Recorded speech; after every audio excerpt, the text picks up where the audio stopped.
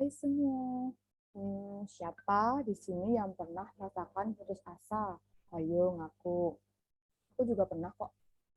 Sepertinya sebagian besar di antara kita ini tuh pernah merasakannya. Setuju nggak? Ayo, setuju nggak? Kalau nggak setuju, berarti kalian ada di antara dari dua kondisi. Yang pertama, kalian itu emang bahagia. Kalian itu nggak pernah merasa putus asa. Emang sejujur-jujurnya kalian emang belum pernah. Dan yang kedua, kalian itu nggak tahu apa itu putus asa. Nah, buat kalian nih yang belum tahu apa itu putus asa, aku bantu cari infonya ya. Sebentar. Hmm, di sini dikatakan kalau putus asa adalah sebuah kejadian di mana seseorang sudah kehilangan harapan atau semangat hidup. Wah, siapa nih yang pernah merasakannya? Saya tuh kayak, aduh, bener-bener nggak tahu mau ngapain. Dan kadang ngerasa kalau diri itu udah nggak berguna gitu. Tapi tahu nggak sih kalian tuh apa ciri-ciri dari putus asa tersendiri itu? Aku buat jadi tiga ya, ada tiga nih. Yang pertama, tidak mau melakukan sesuatu.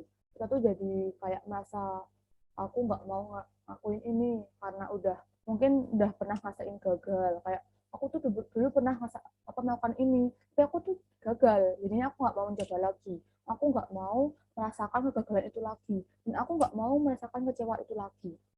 Itulah yang membuat kita tuh jadi nggak mau berprogres, kita nggak mau melakukan sesuatu, kita nggak mau mencapai, kita nggak mau melewati batas kita. Itulah putus asa. Dan yang kedua, ada pasrah dengan hidup.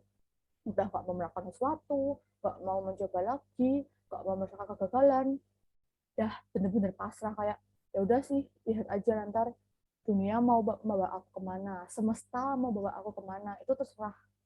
Nah itu udah putus asa kayak mau aku dilempar ke sungai terus hanyut, itu aku terserah mau sungai itu bawa aku kemana tuh terserah. Aku udah pasrah, aku udah gak mau mengeluarkan tenagaku, gak mau mengeluarkan semangatku untuk melakukan sesuatu, untuk mencapai sesuatu. Itu udah masuk putus asa itu. Dan yang ketiga yaitu sering sesak. Jadi kayak kita ingin melakukan sesuatu tapi tuh keinget kayak aku dulu tuh pernah begini, aku dulu tuh pernah begitu. Nah aku nggak memeriksakannya lagi, tapi bukannya mencoba dengan cara lain, mencoba dengan cara lain, tapi malah malah kayak pasrah, kembali pasrah tadi, malah kayak aduh aku nggak mau, aduh kayak ada sesuatu yang membebani, ada sesuatu yang menarik kita untuk tidak melakukannya, entah itu rasa malas, entah itu takut, entah itu suatu pesimis, itu masuk ciri-ciri dari putus asa. Nah, kalau pengalamanku ya, aku dulu putus asa karena pernah gagal uh, ujian. Nah, jadi begini, waktu itu tuh ujian kan, namanya ujian kan nggak boleh ya nyontek, itu nggak boleh nyontek, nanti belajar belajar dari pagi, dari malam, malah dari kemarin, terus malam, terus paginya itu terus ujian. Nah, udah bagus nih kayak, oh aku udah belajar lama nih. Dari aku juga sekolah juga sudah memahami apa pelajarannya. Terus ujian, buka soal, loh kok soalnya begini? Loh, apa yang aku pelajari kok nggak ada yang keluar?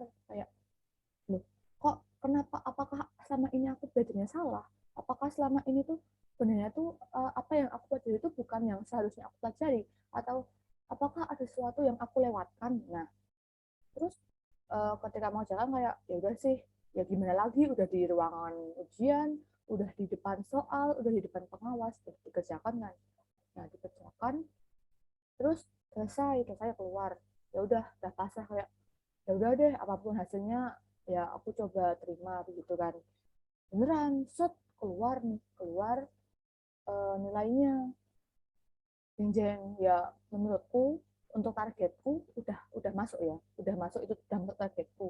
Tapi aku kayak kecewa aja gitu loh, kayak aku tuh selama ini tuh belajar ini, kenapa yang keluar beda, kenapa yang keluar tuh malah yang itu, kenapa yang keluar tuh malah yang belum pernah aku pelajari, yang belum pernah aku sentuh sama sekali, kenapa yang itu, kenapa harus yang itu. Kayak kepikiran, kayak ketika udah selesai harusnya ya udah sih aku cari peluang lain, aku cari kesempatan lain. Bukannya begitu malah kayak loyo, kayak udah ya udah sih, mau gimana lagi, aku cari yang lebih mudah aja, atau aku berhenti dulu deh, aku capek, aku kayak kecewa aja, kayak aku udah semangat ini itu, kenapa kayak takdir itu nggak merestui rencanaku seperti itu. Nah itu kayak bener-bener udah kehilangan semangat, terus dari lingkungan juga nggak mendukung gitu kan, kayak ya udah mau ngapain lagi, karena aku jadi masuk ke yang pasrah ke hidup gitu ya. Kakak ciri yang kedua itu ya pasrah dengan hidup. Tapi tapi ternyata aku masih punya, alhamdulillah aku masih punya teman yang mensupport aku buat tetap menjalani hidup.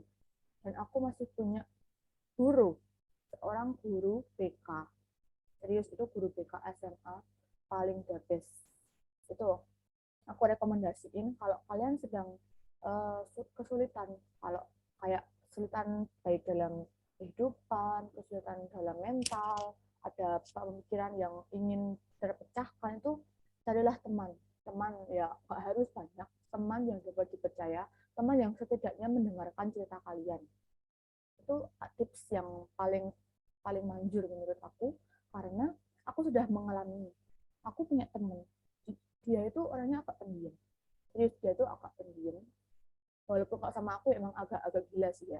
Itu dia kalau aku ceritain dia juga balas, tapi dia tuh juga mendengarkan ceritaku, dia juga balas ceritaku, dan aku merasa kayak oh aku didengarkan, aku dihargai, aku suka nih cara cara komunikasi kita itu dengan teman.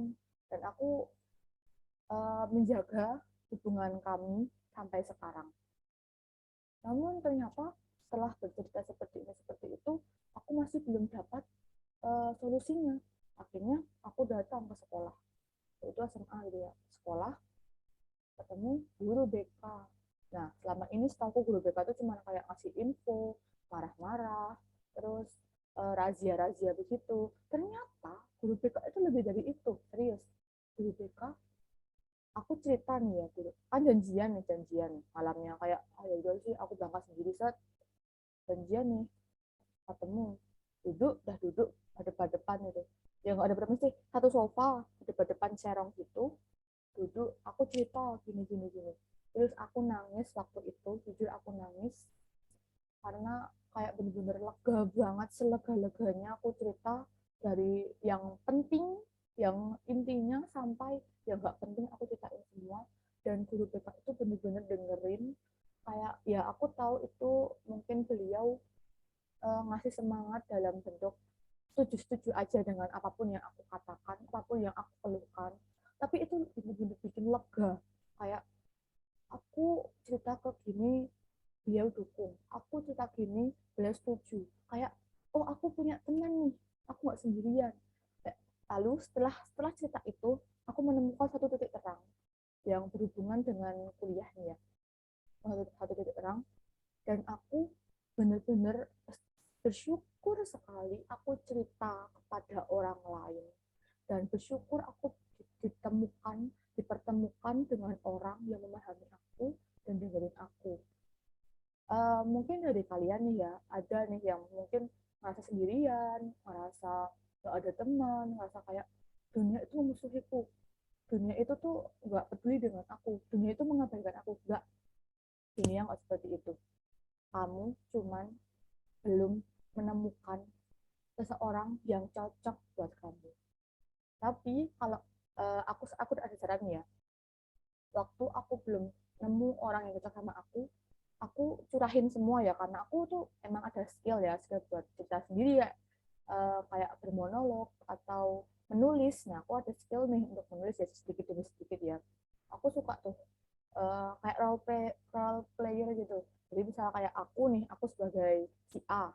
Nah si A ini aku kan pengen punya sosok kakak nih. Nah aku memunculkan suatu karakter kakak laki-laki, aku beri nama, terus aku kasih nama apa, aku tambah lagi sosok sepupu cowok juga yang lebih tua dari aku, ada kan sama kakak nih ya, aku kasih nama juga, dan aku jalankan mereka seperti yang aku inginkan, seperti aku masuk